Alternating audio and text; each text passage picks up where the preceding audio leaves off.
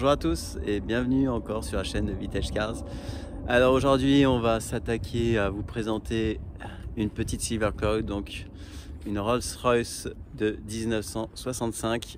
C'est la Silver Cloud numéro 3, une marque emblématique Rolls-Royce et un modèle également emblématique après-guerre. Donc c'est une super voiture, vous allez découvrir un petit peu, je vais vous donner un petit peu certains détails. On va checker un petit peu tout à l'intérieur, moteur, coffre, habitacle, quelques détails techniques et très sincèrement, déjà elle a une gueule très sympa, très classe, une teinte d'origine. Donc on est sur un peu un bleu gris, code couleur d'origine. Il y avait aussi du bicolore, on va retrouver souvent du gris noir, du gris également en monocouleur, et aujourd'hui on est sur un petit bleu gris. Je sais pas si on voit bien l'image, mais avec le soleil, je vais vous faire un petit feedback directement. Donc aujourd'hui c'est la Silver Cloud numéro 3. C'est parti, let's go. Donc je vous la présente, c'est mieux comme ça, hein, parce que voir ma gueule à un moment donné ça va bien 5 minutes. Donc la Silver Cloud 3, modèle 3, avec les petits rétroviseurs qu'on remarque ici sur la carrosserie, également au niveau du conducteur et du passager, bien entendu. Très classe, ça a été rajouté, on le retrouvait souvent sur le modèle 1, pas sur le modèle 3. En fait la différence surtout entre les différents modèles, c'est au niveau des phares. Là vous voyez, les phares sont incrustés au niveau de la face avant de la voiture, alors que sur les modèles 1 et modèle 2 ils étaient à l'extérieur. Ils étaient à l'extérieur de la carrosserie. Donc c'était une année de production de 1955 après-guerre jusqu'en 1966 pour les derniers modèles. Donc celle-ci a été dans presque les derniers modèles. On va retrouver 2400 exemplaires de production pour le modèle 1, 2300 excusez-moi pour le modèle 1, 2400 pour le modèle 2 et 2000 à peu près 400 pour le modèle 3.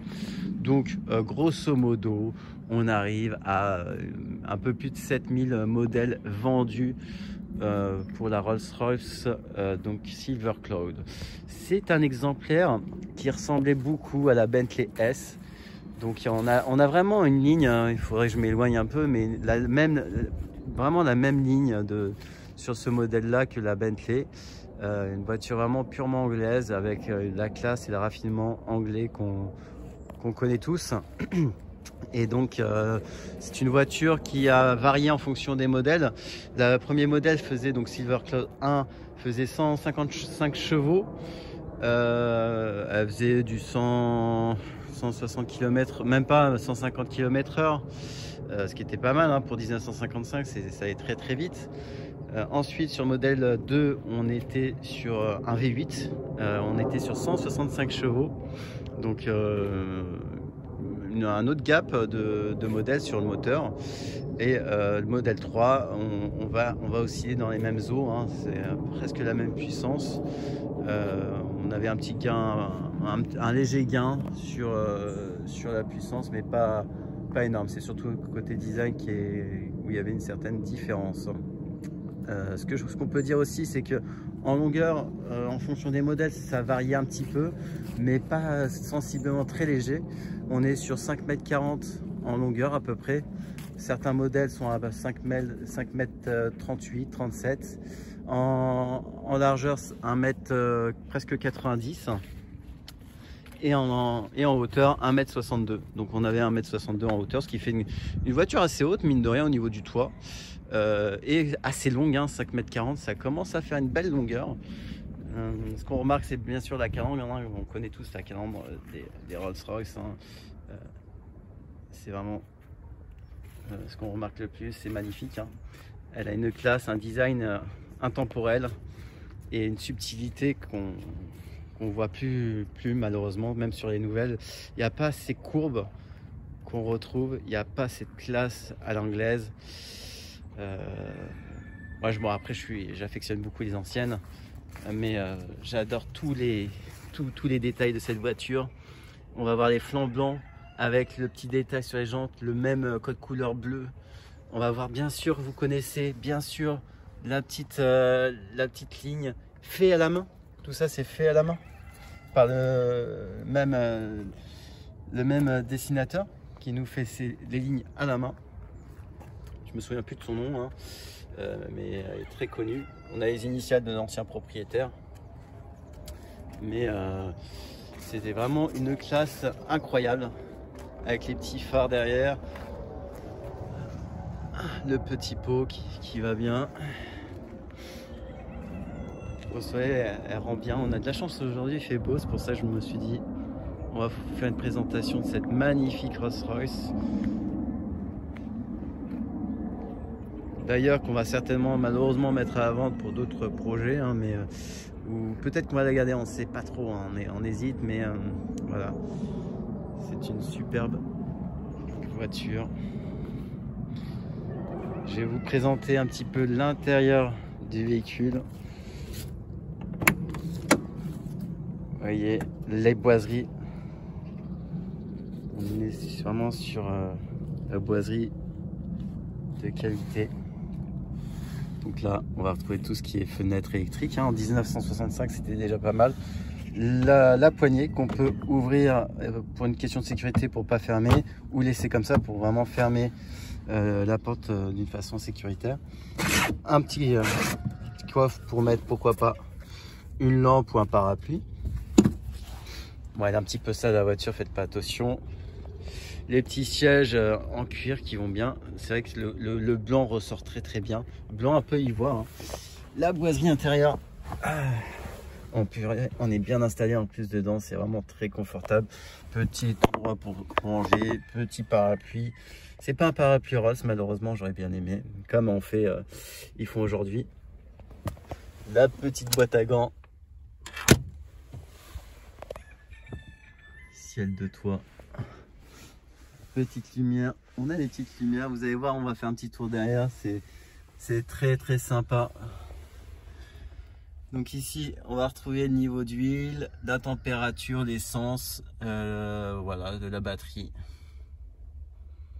Ça c'est la lumière des panneaux, des compteurs, des essuie-glaces, les lumières de la voiture. Si vous voulez, on pourra faire une petite démo tout à l'heure. Là c'est la clé, on va pas épuiser sur la batterie. Et donc au niveau des passages arrière, on va retrouver aussi cette belle boiserie, très confortable, très beau. Vous voyez, c'est vraiment très chouette. On a la classe à l'ancienne avec la petite table qui permet de poser son petit déjeuner, son petit livre, de travailler. Avant, à l'époque, il fumait beaucoup dans les véhicules. Vous voyez, il faut juste appuyer là. Et là, on avait le cendrier.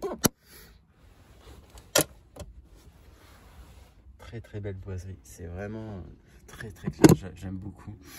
Des petits repose-pieds qui sont assez sympas. Vitre électrique bien sûr, un petit allume-cigare et un miroir. Coucou. Pour madame si elle veut se recoiffer, c'est assez pratique. Il y a aussi des petites lumières juste au-dessus, donc très lumineux. Ici, accrocher sa veste ou autre. De même ici. Vous voyez, on a un petit bouton ici. Et que vous dire de plus, voilà, des petits accoudoirs, vraiment très chouette. On a une belle vue sur l'extérieur et la vue de devant. On peut orienter les petits ventilateurs. Là, donc tout ce qui est donc c'est une boîte que vous pouvez régler en fonction de la vitesse, neutre. R, marche arrière, donc il faut décaler. Je sais pas si vous voyez, il faut décaler. Donc on va retrouver le 2, c'est pour la vitesse lente, donc 20-30 km/h. Ensuite on passe en 3 pour de la ville Et en 4 pour de la vitesse une départementale, ou quand on veut rouler à 90, il n'y a pas de souci à ce niveau-là. Donc ça dépend vraiment de votre vitesse. Et le petit klaxon qui fonctionne, qui a du mal à fonctionner. Mais là, vous avez le klaxon et les petits essuie-glaces qu'on va retrouver ici, qui fonctionnent très bien. Oui, là je vous ai pas présenté, c'est bien sûr le frein à main. Là, on va stationner le véhicule.